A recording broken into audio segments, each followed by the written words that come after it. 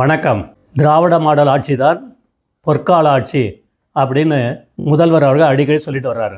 தமிழகத்தில் லஞ்சம், ஊழல் இதெல்லாம் ஒழிஞ்சு போச்சா? மது விலக்கை அமல்படுத்தினீர்களா? கள்ள சாராயம், போதைப்பொருள் புழக்கம் ஒழிந்து விட்டதா?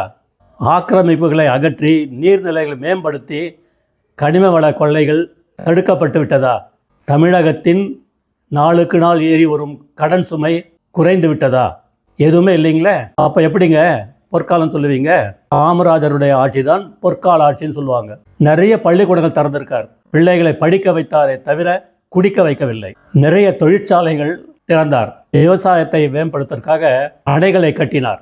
ஏரிகளை தூர்வாரி சுத்தப்படுத்தினார்.